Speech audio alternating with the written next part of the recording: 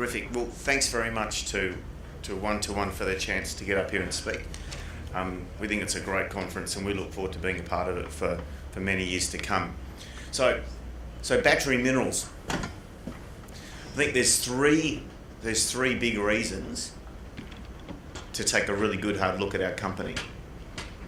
One of them is we've got a graphite project in a jurisdiction which is going to be the most important jurisdiction in the supply of anode material for batteries into the future. And you can't make an anode, or can't make a battery for a car or whatever without graphite. And in every Volkswagen there's 75 kilograms of graphite. There's only 10 kilograms of lithium. And I'll walk through the argument around that. And there's an opportunity to do so with our projects and produce graphite FOB for about $400 or less, and an FOB equivalent sell it for about $1,000. We've got a low capex project that's well advanced, fully permitted, and we're in the process now of building that project. The second reason is that the global thematic around energy is remarkable. Each year, the world's consuming about $9 trillion of fossil fuel energy. $9 trillion. Each year, the global vehicle market is consuming $1.4 trillion of vehicles. And there's probably 20 or 30 trillion dollars of infrastructure that's been invested in all of this. So I'm not suggesting that there's going to be all of that money is going to sort of transition very quickly into renewables, but it doesn't take very much of that pie to move into the battery space to really move the needle and actually create momentum and opportunities for people to make money. That's the two reasons. The third reason is where we're operating in Mozambique, we have an opportunity to make a really significant impact in that community. So 1 in 3 children don't make it to the age of 2 for very basic health reasons. Only 1% of the population can read and write. You know, in our induction, we have to teach some people how to do up shoelaces, you know.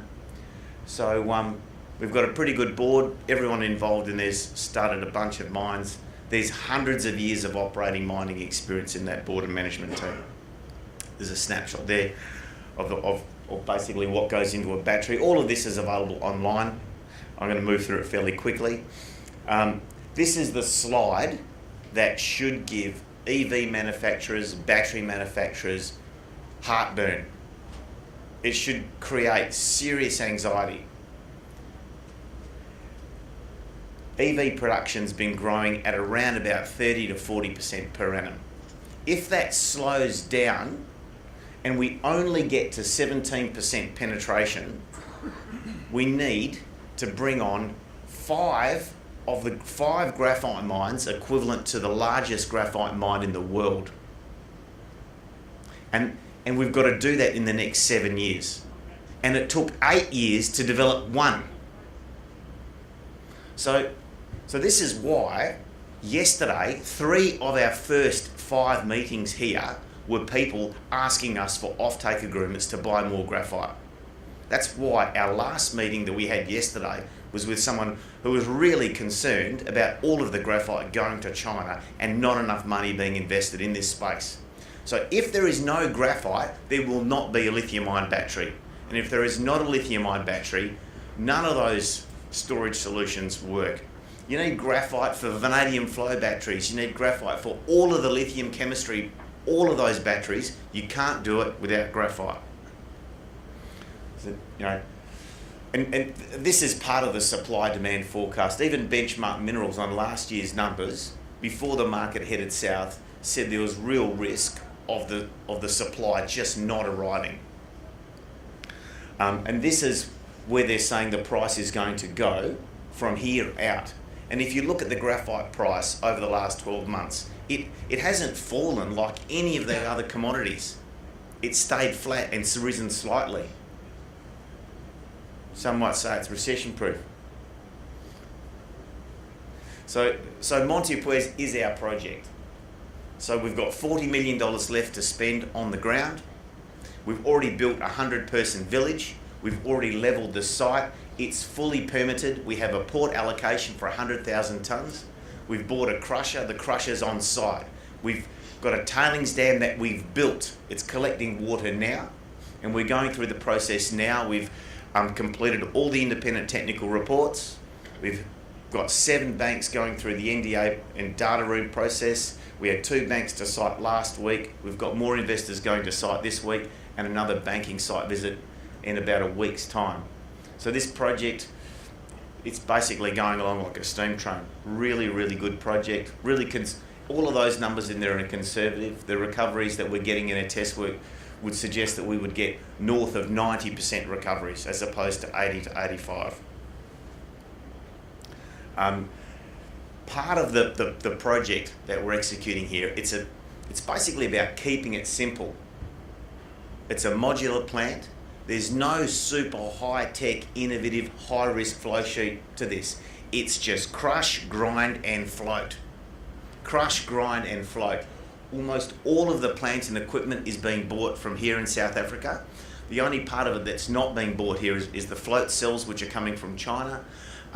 DRA did oodles of engineering, Lycopodium did a heap of work for us. There was someone else up, Bear Dolbear, got to thank Bear Dolbear for the independent technical report. I definitely felt probed after that was done. So that's there for those people and the bankers to use as reliance in the financing process. Basically, I want to dazzle you with the technical work that we've done. We've done thousands of tonnes of bulk sample, thousands of kilos of pilot test work. We've taken product all the way to anode. We've run our own pilot plant. We've done our spherical stuff. We've made our own anode. We've made batteries. We've done grade control drilling for the first 5 years. We've drilled this on 50 by 12.5 metre spacings. Very thoroughly done. You know, we're not going to die wondering about the quality, the grade, the geology and confidence in the project. We mine it in open pit, less than 1/2 to 1 strip ratio. We crush it, we grind it, we concentrate it to plus 96.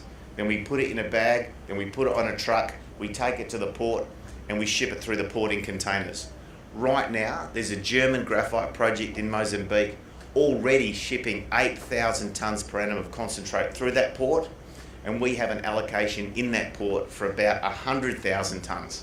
And it's only a small fraction of the total port capacity.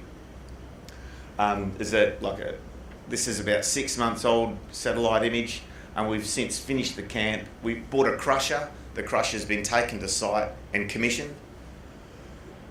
It's a bit of civils work. It's quite a big project to build that tailings dam. We built that tailings dam and the camp and all the site works for about $14 million US. To date, we've spent $25 million Aussie all up on all the drilling, all the test work and the plant and site establishment. That's the layout area for the plant. That's the new camp. Tell you what, great accommodation here. Every room's got wireless, all self-contained, just terrific. This is the port, snapshot of the port. When we sort of went down there to start, looking at how we were going to put our containers through, we sort of needed to get access to this at about 3 to 4 containers an hour minimum. The government has already since upgraded the infrastructure and it's doing 12 to 14 containers an hour, and they reckon that within 6 to 12 months they'll be doing 20 containers an hour. That would mean that we could load a ship in, a day, well and truly. It's just like, it's open for business and it's great to be in Mozambique. One of the reasons it's so good to be in Mozambique right now is that a consortium of American, like Anadarko, Chevron, Exxon, Eni, and there's Chinese offtakes for all of this, are building one of the world's largest LNG projects. So there's $144 billion going into this. The only bigger project, in fact, is Qatar. So there's a snapshot of the camp. We have a second project called Balama. That'll come online later. Slightly higher capex, but higher value product. And the plan is to build these incremental 50,000 tonne per annum modules and grow, and hopefully within 4 or 5 years our business can make a couple of $100 million a year. So we've got some downstream test work that we continue to do, but we won't really jump into this hard until we've made the first modules work and generate cash flow for the benefit of shareholders. We love working with the community. We continue to do that.